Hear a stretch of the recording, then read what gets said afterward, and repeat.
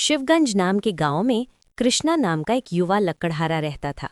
जंगलों से वो लकड़ियां काटकर लाता और उन लकड़ियों को बेचकर जो धन प्राप्त होता उससे अपनी छोटी बहन रूपल और बीमार माँ का लालन पालन करता। उसकी बूढ़ी माँ अधिकतर बीमार रहती थी, इसीलिए रूपल और कृष्णा मिलजुल कर घर का कामकाज कर लिया करते थे। ये देखकर बूढ़ी माँ सोचती थी, कितने बदनसीब हैं मेरे बच्चे, सारा दिन कामकाज में लगे रहते हैं। मैं अभागिन तो बीमार होकर चारपाई पर पड़ गई हूँ। अच्छी भली होती तो इनका थोड़ा हाथ बंटाती। माँ की बीमारी ने कृष्णा और रूपल को समय से पहले ही समझदार बना दिया था। रूपल घर का सारा काम और माँ की देखभाल बड़ी ही लगन से करती थी। कृष्णा अपनी बहन रूपल को बहुत प्यार करता था। इसी प्रकार उनके दिन गुजर रहे थे। एक दिन जब कृष्णा जंगल से लकड़ी काटकर घर वापस लौटा, तब उसकी बहन ने कहा, भैया, माँ की तबीयत अचानक बहुत बिगड़ गई है। कृष्णा झट से झोपड़ी के अंदर पहुंच गया, जहां उसकी बीमार माँ कराह रही थी। कृष्णा ने कहा, माँ देखो, मैं आ गया हूँ। अचानक माँ ने आंखें खोली। दोनों बच्चों को उसने बड़े ही प्यार से देखा, फिर किसी तरह अपनी पीड़ा को दबाकर बोली, मेरे बच्चों, लगता है मेरा अंतिम समय आ गया है। कृष्णा बोला, ऐसा मत कहो माँ, तुम हमें छोड़कर कैसे जा सकती हो। माँ बोली, कृष्णा, तू तो बहुत ही भोला है रे। अरे मरना जीना किसके वश में है। भगवान ही इस दुनिया में हमें भेजता है और जब ठीक समझता है वापस अपने पास बुला लेता है। कृष्णा रोते हुए कहने लगा, नहीं माँ, नहीं, मैं तुम्हें नहीं मरने दूंगा। ये सुनकर माँ ने उसकी ओर देखा और कहा, कृष्णा बेटे, मेरे सिर पर हाथ रखकर वचन दे कि तू अपनी बहन रूपल को इसी तरह से प्यार करता रहेगा और मेरे बाद सदा इसका ध्यान रखेगा और इसे कभी दुखी नहीं होने देगा। कृष्णा ने माँ के सिर पर हाथ रखकर कहा, मैं वचन देता हूँ माँ, बस अब मैं चैन से मर सकूंगी। इतना कहकर माँ ने एक हिचकी ली और अगले ही पल उसकी गर्दन एक ओर लुढ़क गई। दोनों बच्चे रो रो कर विलाप करने लगे। रूपल और कृष्ण का तो मानो सारा संसार ही लुट गया था। उन्हें प्यार करने वाली माँ उनसे दूर जो जा चुकी थी। कृष्णा ने बड़े ही दुखी हृदय से माँ का अंतिम संस्कार किया। वो सोच रहा था, मुझे क्या पता था कि आज मैं जंगल से जो लकड़ियाँ काटकर लाया था वो लकड़ियाँ माँ की चिता में काम आएंगी। माँ की मृत्यु के बाद कृष्णा उदास सा झोपड़ी में ही पड़ा रहता। वो जंगल में लकड़ी काटने भी नहीं जाता था। उसकी ये दशा देखकर एक दिन रूपल ने उसे कहा, भैया, ऐसा कब तक चलेगा। माँ तो छोड़कर चली गई हैं। तुम्हें भी अगर कुछ हो गया तो मेरा इस दुनिया में और कौन है। भैया, तुम्हें मेरी कसम है, तुम जंगल में लकड़ियाँ काटने जाओ। घर से बाहर निकलोगे तो थोड़ा मन पहले की तरह ठीक हो जाएगा।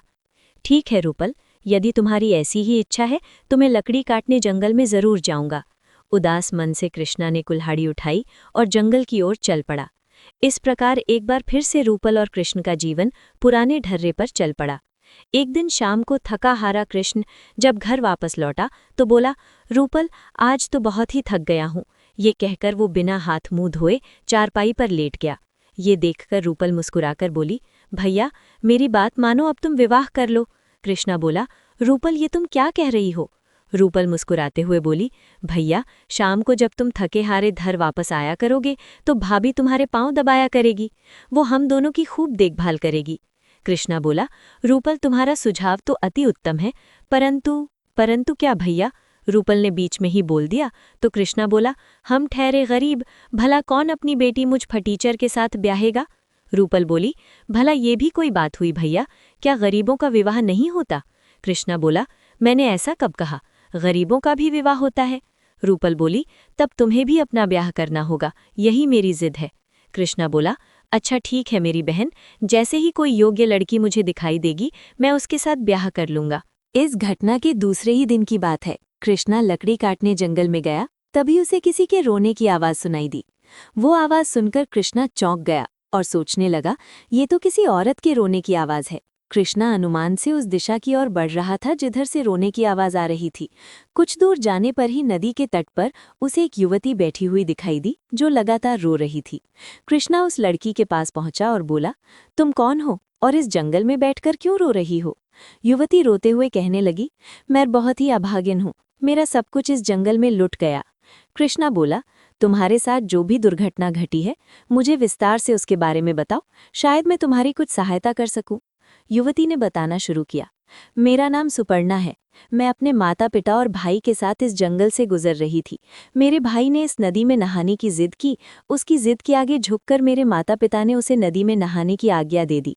मेरा भाई जैसे ही नदी में उतरा वो डूबने लगा। मेरे माता पिता भी उसे बचाने के लिए नदी में उतरे। उनका भी वही हाल हुआ। मेरी आंखों के सामने ही मेरे माता पिता और भाई तीनों इस नदी में डूबकर मर गए। ओह, ये तो तुम्हारे साथ बहुत ही बुरा हुआ। कृष्णा सुपर्णा की दुख भरी कहानी सुनकर करुणा से भर उठा। सुपर्णा बोली, अब इस दुनिया में मेरा कोई नहीं है। समझ नहीं आ रहा कि कहाँ जाऊं, किसके पास जाऊं। कृष्णा सोचने लगा, ये युवती अनाथ है, सुंदर भी है और दुखियारी भी है। यदि मैं इसके सामने विवाह का प्रस्ताव रख दूं तो कैसा रहेगा। ये सोचकर उसने झिझक कर सुपर्णा से कहा, सुपर्णा, यदि तुम चाहो तो मेरे साथ मेरे घर में चल सकती हो। सुपर्णा हैरान होकर बोली, तुम्हारे साथ? लेकिन लोग क्या कहेंगे? एक जवान लड़की इस प्रकार एक जवान लड़के के घर में कैसे रह सकती है? कृष्णा बोला, तो तुम मुझसे ब्याह कर लो। तुम मुझसे ब्याह करके आराम से मेरे घर की मालकिन बनकर मेरे साथ रह सकती हो। क्या तुम्हें मेरा प्रस्ताव स्वीकार है? सुपर्णा ने कुछ पल के लिए सोचा और फिर स्वीकृति दे दी। तब कृष्णा सुपर्णा को साथ लेकर अपने घर पर पहुंचा। उसकी बहन ने पूछा, भैया ये तुम्हारे साथ कौन है? कृष्णा ने बताया, रूपल, ये तुम्हारी होने वाली भाभी है। इसका नाम सुपर्णा है। रूपल ने चौंक कर कहा, भाभी? कृष्णा ने कहा, हाँ रूपल, तुमने कल ही भाभी की मांग की थी और आज मैं तुम्हारे लिए भाभी ले आया हूँ। रूपल खुश होते हुए बोली, वाह भैया, तुम बड़े ही अच्छे हो। ठहरो, मैं अभी आरती का थाल सजा कर लाती हूँ। रूपल ने उनकी आरती उतारी और घर में उनका प्रवेश करवाया। फिर एक बहुत ही साधारण समाज में शीघ्र ही सुपर्णा और कृष्णा का विवाह हो गया। जो भी सुपर्णा को देखता वो कृष्णा के भाग्य की सराहना करता। कृष्णा अब अपने छोटे से परिवार के साथ बहुत ही खुश था। रूपल और सुपर्णा को देखकर वो हमेशा सोचता, कितना प्रेम है नंद और भौजाई में। भगवान ये प्रेम इसी तरह से बनाए रखे।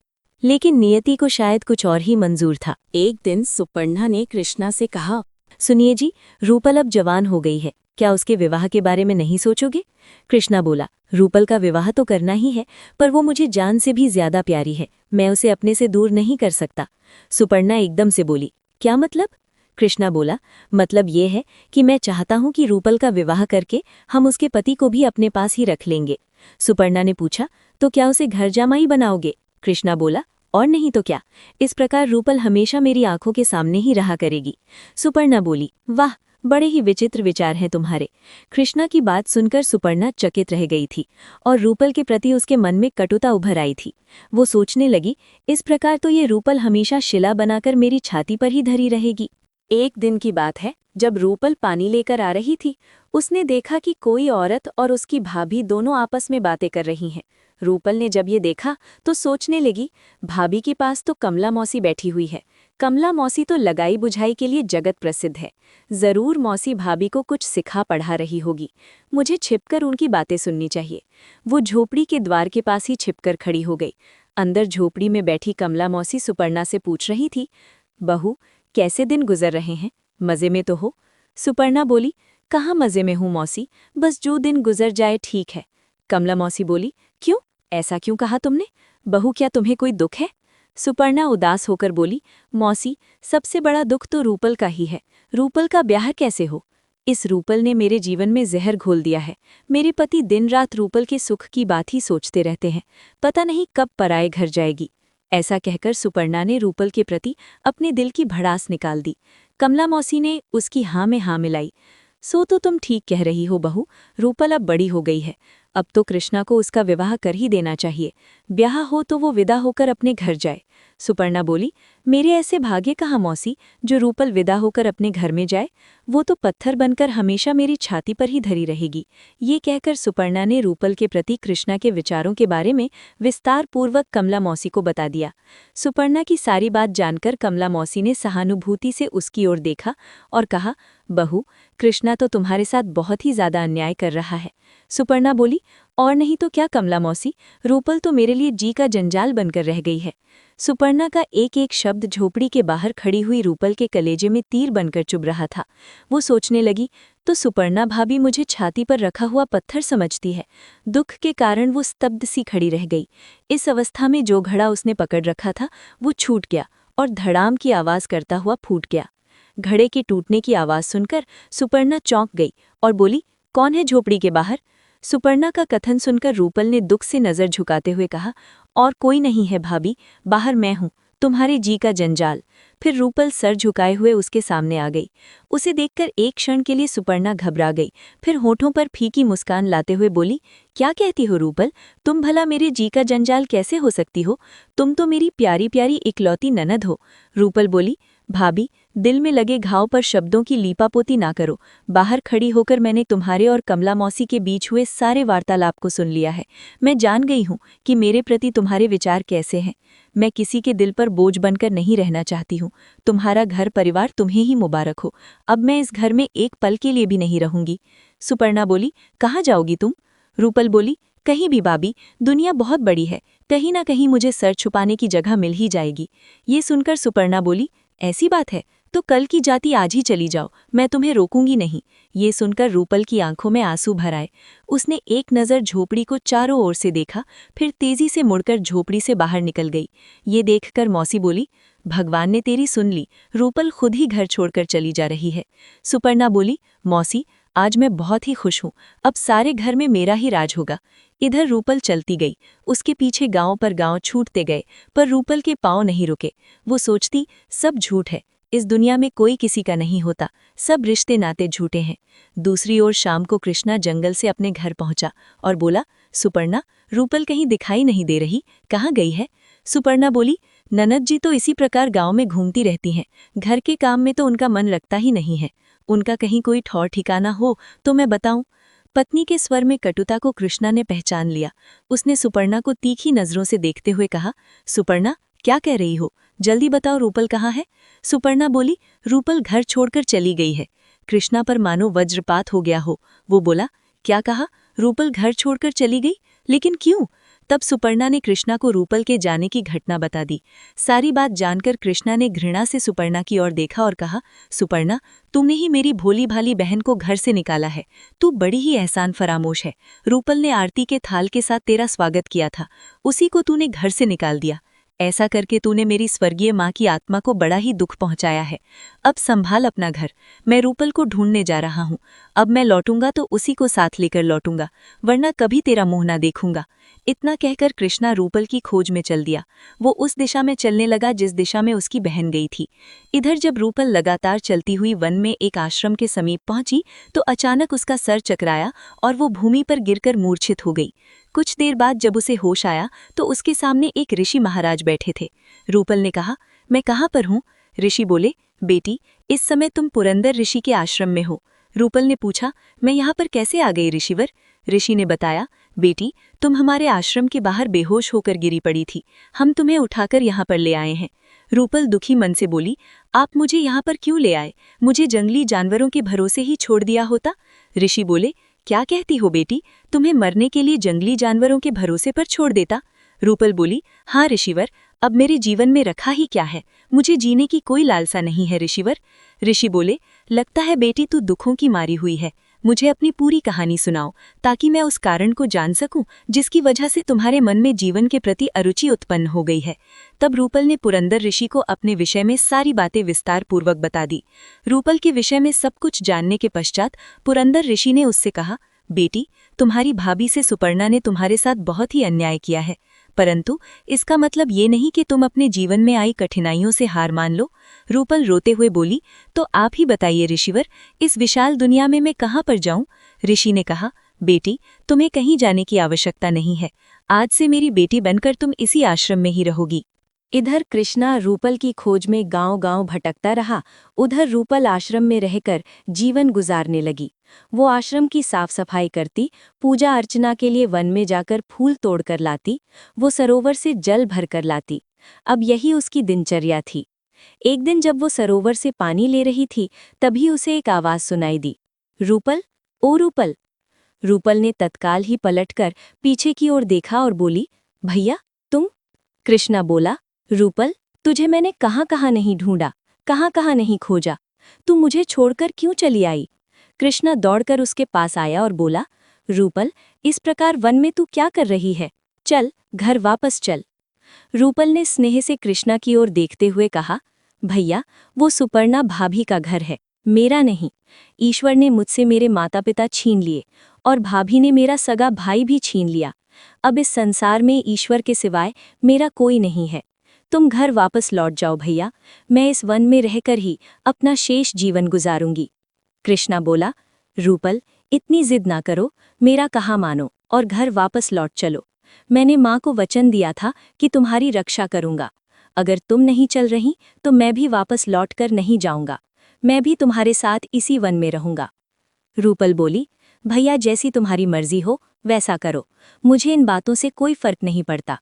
तब कृष्णा को साथ लेकर वो आश्रम में वापस आ गई। आश्रम में पहुंचकर रूपल ने कृष्णा का परिचय पुरंदर ऋषि से करवाया। ऋषिवर, ये मेरा भाई कृष्णा है। भैया चाहते हैं कि वो भी मेरे साथ इस आश्रम में रहें। ऋषि बोले, यदि ये इस आश्रम में रहना चाहता है तो मुझे कोई आपत्ति नहीं है। ये सुनकर कृष्णा के मुख पर खुशी की लहर दौड़ गई। उसके बाद ऋषि बोले, कृष्णा, तुम्हें तो ये पता ही होगा कि तुम्हारी पत्नी सुपर्णा इन दिनों गर्भवती है। तुम्हारी पत्नी को 1 माह का गर्भ है। कृष्णा बोला, तब तो मुझे तुरंत उसके पास लौट जाना चाहिए। ऐसी अवस्था में उसे अकेले छोड़ना उचित नहीं है। ऋषि ने कहा, कृष्णा, मुझे लगता है कि ये सही समय नहीं है। कुछ समय के लिए उसे अकेला ही रहने दो। और सुनो, सुपर्णा उचित समय पर एक सुंदर पुत्र को जन्म देगी। कृष्णा खुश होता हुआ बोला, ऋषिवर, ये तो आपने बड़ी खुशखबरी सुना दी। ऋषि ने कहा, कृष्णा, अभी तुम यहीं पर रुको। तुम्ही और रूपल को मेरे आश्रम में जब तक मैं चाहूंगा तब तक रहना पड़ेगा। क्या तुम्हें ये स्वीकार है? कृष्णा ने कहा, स्वीकार है ऋषिवर। इधर सुपर्णा की हालत खराब थी। वो सोचती कि घर में अन्न का एक दाना भी नहीं है, भूखे मरने की नौबत आ गई है। अब मैं क्या करूं? ऐसी हालत में भूखी भी तो नहीं रह सकती। कुछ सोचकर वो उठी और अपने पड़ोस में रहने वाली औरत के पास गई और उससे कहने लगी, बहन, मुझे सहायता की ज़रूरत है, मुझे कुछ पैसे दे दो। पर पड़ोसन ने उसकी कोई मदद नहीं की। उसके मन में कमला मौसी का विचार आया कि क्यों ना उनके पास चलकर कुछ सहायता मांगी जाए। वो कमला मौसी के घर पर पहुंची और उन्हें बताया, मौसी, इन दिनों मैं बहुत ही परेशान हूँ। कृष्णा तो रूपल की खोज में चला गया और यहाँ घर में अन्न खत्म हो गया है। मुझे थोड़े से पैसे उधार दे दो ताकि मैं कुछ अन्न खरीद कर ला सकूं। बाद में मैं आपके सारे पैसे लौटा दूंगी। इस पर कमला मौसी बोली, सुपर्णा, मुझे और सब कुछ तो अच्छा लगता है, पर ये भिखारी की तरह गिड़गिड़ाना अच्छा नहीं लगता। तुम अच्छी खासी स्वस्थ स्त्री हो, सेवा मजदूरी करके कुछ पैसे क्यों नहीं कमा लेती? सुपर्णा बोली, मौसी, मैं भला मजदूरी कैसे कर सकती हूँ? मौसी बोली, गांव की जमींदार प्रभु दयाल की हवेली में झाड़ू पोछा करने के लिए एक नौकरानी की आवश्यकता है। तू हवेली में जाकर जमींदार से काम मांग, वो अवश्य ही तुझे नौकरी पर रख लेगा। मौसी, तुम कहती हो तो मैं जाकर उनसे काम मांग लेती हूँ। सुपर्णा ने हवेली में जाकर जमींदार से काम मांगा। जमींदार ने फौरन उसे नौकरी पर रख लिया। सुपर्णा उसी दिन से हवेली में झाड़ू पोछा और नौकरानी का काम करने लगी। दिन भर वो बदन तोड़ मेहनत करती और शाम को रूखी सूखी खाकर अपनी झोपड़ी में जाकर पड़ जाती। इसी प्रकार से उसके दिन गुजरने लगे। उचित समय पर उसने एक फूल से बेटे को जन्म दिया। वो सोचती, आज इसके पिता और बुआ अगर घर में होते तो वो कितने खुश होते। वक्त की ठोकर ने उसकी अक्ल ठिकाने लगा दी थी। अब वो उस घड़ी को बार बार कोसती थी जब उसने रूपल को घर से निकल जाने के लिए कहा था। इधर एक दिन पुरंदर ऋषि आश्रम में बैठे बैठे ही अचानक ही मुस्कुरा उठे। ये देखकर पास ही बैठी रूपल ने पूछा, ऋषिवर, आप एकाएक मुस्कुराए क्यों? ऋषि बोले, बेटी, बात ही मुस्कुराने की है। तेरा होने वाला पति, जो कि विदर्भ देश का राजा अभ्यंकर है, एक बहुत ही बड़ी नादानी करने जा रहा है। वो रेगिस्तान के पार वाले राज्य जूनागढ़ पर आक्रमण करने के लिए निकल पड़ा है। रूपल एकदम से चौंक कर बोली, ये आप क्या कह रहे हैं ऋषिवर? राजा अभ्यंकर मेरा होने वाला पति है? ऋषि बोले, हाँ बेटी रूपल, राजा अभ्यंकर ही तेरा होने वाला पति है। पर वो बहुत ही क्रूर और निरंकुश राजा है। हालांकि वो बहुत ही धनी राजा है, लेकिन फिर भी उसकी और अधिक धनवान होने की लालसा पूरी नहीं होती। वो सारी दुनिया की दौलत अपने अधिकार में लेने के सपना देखा करता है। इसके लिए वो हर प्रकार की नीति अपनाने को तैयार रहता है। इस बार वो अपने खजाने में और ज्यादा धन भरने के उद्देश्य से जूनागढ़ पर आक्रमण करने के लिए निकल पड़ा है। रूपल ने पूछा, तो ऐसे नीच राजा से मेरा विवाह होगा?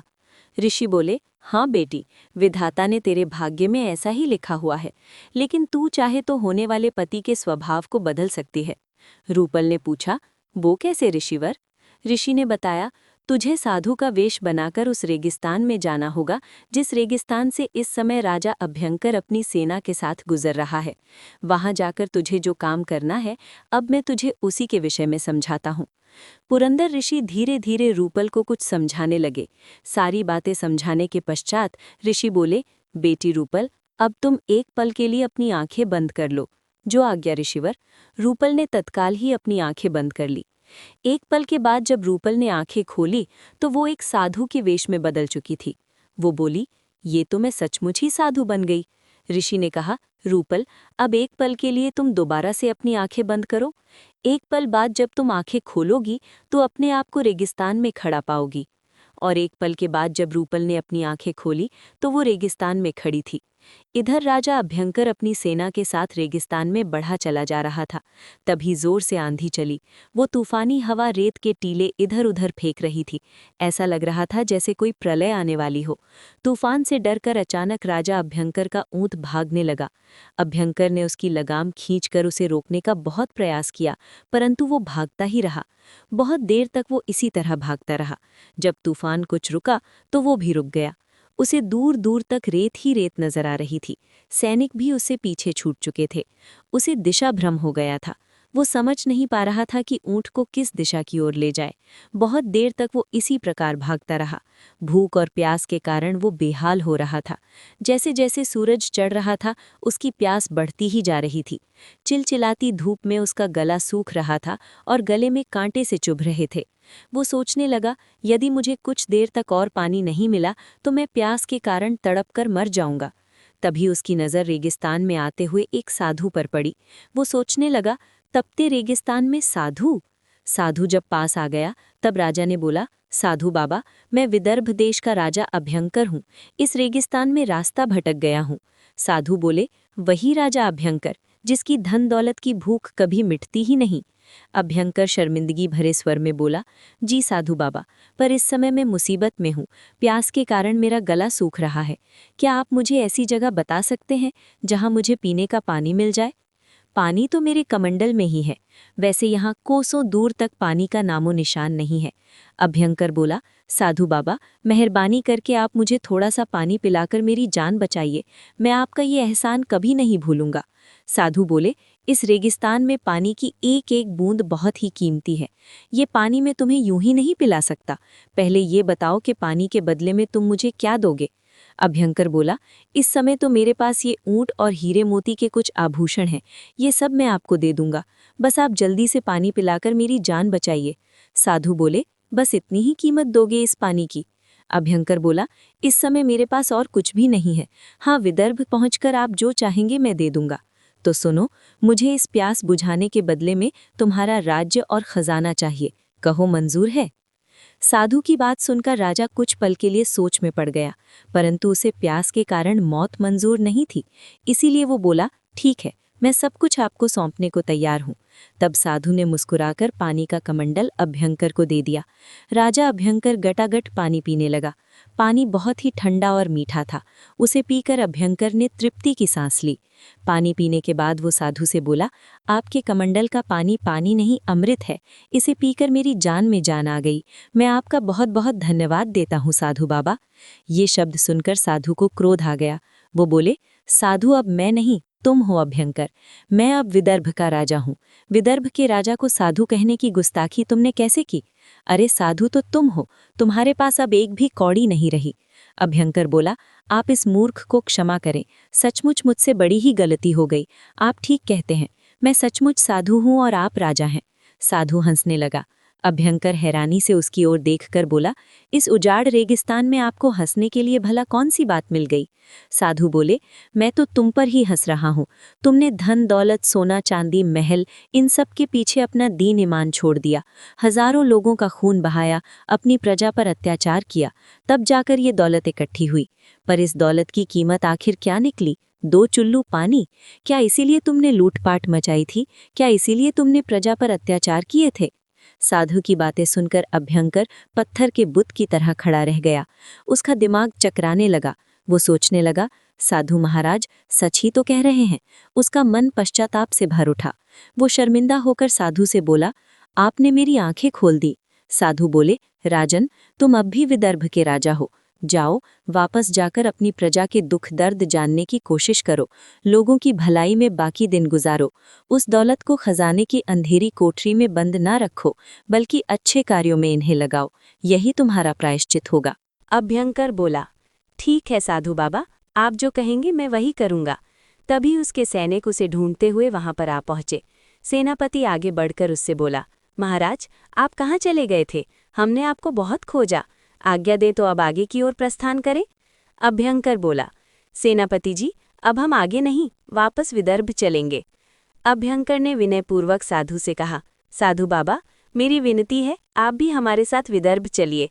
कुछ दिन हमारे यहाँ पर ठहरकर अतिथि सेवा स्वीकार कीजिए। साधु बोले, हम तुम्हारा ये अनुरोध टालेंगे नहीं राजन। उसी समय अभ्यंकर और उसकी सेना वापस विदर्भ की ओर लौट पड़ी और साधु के वेश में रूपल भी उसके साथ चली गई। विदर्भ पहुंचकर अभ्यंकर ने रूपल को राजकीय अतिथि गृह में ठहराया और कहा, साधु बाबा, आप यहाँ पर विश्राम करें, मैं जाकर आपके लिए भोजन का प्रबंध करवाता हूँ। रूपल लंबा सफर तय करने के बाद थकी हुई सी महसूस कर रही थी, इसीलिए उसने अपनी थकावट उतारने के लिए स्नान करने का निश्चय किया। इधर राजमहल में प्रधान रसोइये ने आकर अभ्यंकर को सूचना दी, महाराज, साधु बाबा जी के लिए भोजन तैयार हो गया है। ठीक है, हम स्वयं जाकर साधु महाराज को भोजन के लिए बुलाकर लाते हैं। ये कहकर अभ्यंकर अतिथि गृह की ओर चल दिया। अभ्यंकर जब अतिथि गृह में पहुंचा तो उस समय रूपल अपने असली रूप में वहां पर मौजूद थी। राजा सोचने लगा, साधु बाबा की कक्ष में औरत, ये कैसे हो सकता है? तब हैरत में डूबकर उसने पूछा, सुंदरी, तुम कौन हो? साधु महाराज कहाँ पर हैं? रूपल बोली, महाराज, मेरा नाम रूपल है और मैं ही साधु बाबा हूँ। अभ्यंकर चौंक कर बोला, क्या मतलब? रूपल बोली, महाराज, साधु के वेश में रेगिस्तान में मैं ही आपको मिली थी। फिर रूपल ने विस्तार पूर्वक अभ्यंकर को सारी बात बताई। सारी बात जानकर राजा ने कहा, रूपल, पुरंदर ऋषि ने तुम्हें बताया था कि तुम्हारा विवाह मुझसे होगा, क्या तुम इस संबंध को स्वीकार करोगी? रूपल बोली, क्यों नहीं महाराज, ये तो मेरा सौभाग्य होगा। उसी दिन राजा अभ्यंकर ने रूपल के साथ विवाह कर लिया। विवाह के पश्चात रूपल अभ्यंकर के साथ पुरंदर ऋषि के आश्रम में पहुंची, जहां पर उसके भाई ने दोनों का स्वागत किया। तब वे तीनों पुरंदर ऋषि के पास पहुंचे। राजा अभ्यंकर पुरंदर ऋषि के चरण स्पर्श करता है और उनसे कहता है, ऋषिवर, आपके कारण ही मैं कुमार्ग को छोड़कर सही मार्ग पर चल पड़ा हूँ। ना आप साधु के वेश में रूपल को मेरे पास भेजते और ना मेरी आंखें खुलती। ऋषि बोले, राजन, मुझे खुशी है कि तुमने सत्य को पहचान लिया है। तब पुरंदर ऋषि ने कृष्णा और रूपल से कहा, अब तुम दोनों अपने गांव सुपर्णा के पास जाओ, वहां पर वो पश्चाताप की अग्नि में जल रही है। जो आज्ञा महाराज, कहकर वे वहां से निकल गए। इधर शिवगंज में सुपर्णा बहुत ही दुखी थी। वो सोचती थी, हे भगवान, कब मेरे कष्ट को दूर करोगे? मेरे पति और ननद को शीघ्र ही मेरे पास वापस भेज दो, मुझ पर दया करो भगवान। यही वो क्षण था जब राजा अभ्यंकर का रथ उसकी झोपड़ी के बाहर आकर रुका। रूपल के कहने पर कृष्णा अकेला ही रथ से उतरकर झोपड़ी में गया। तब उसकी पत्नी सुवर्णा ने कहा, स्वामी, आप आ गए। वो दौड़कर उसके कदमों में लिपट गई और फूट फूट कर रोने लगी। वो बार बार एक ही बात कहती, स्वामी, मुझे क्षमा कर दो, मैं अपराधी हूँ। कृष्णा ने ये देखकर उससे कहा, सुपर्णा, तुम मेरी नहीं बल्कि रूपल की अपराधी हो, जाओ उसी से जाकर क्षमा मांगो। सुपर्णा ने पूछा, कहाँ है रूपल? कृष्णा ने बताया, वो बाहर रथ में अपने पति के पास बैठी है। रथ के पास पहुंचकर हाथ जोड़कर वो रूपल से बोली, रूपल, मुझे क्षमा कर दो, मैंने तुम्हें बहुत ही कटु वचन कहे थे। रूपल बोली, भाभी, मुझे तुमसे कोई शिकायत नहीं है, वो सब वक्त का खेल था। सुपर्णा आदर सहित अभ्यंकर और रूपल को झोपड़ी में ले गई। झोपड़ी में जाकर जो भी रूखा सूखा भोजन था उन्हें बड़े ही प्रेम के साथ खिलाया। तब रूपल कृष्णा व सुपर्णा से बोली, अब मैं तुम दोनों को इस झोपड़ी में नहीं रहने दूंगी, तुम्हें मेरे साथ विदर्भ चलना होगा। कृष्णा और सुपर्णा ने रूपल का ये प्रस्ताव बड़ी ही खुशी से मान लिया और वे सभी एक सुखी परिवार की तरह रहने लगे। तो दोस्तों, कैसी लगी आपको ये कहानी? कमेंट करके ज़रूर बताइएगा। अगर अच्छी लगी हो तो वीडियो को लाइक करके चैनल को सब्सक्राइब ज़रूर कर लीजिएगा। धन्यवाद।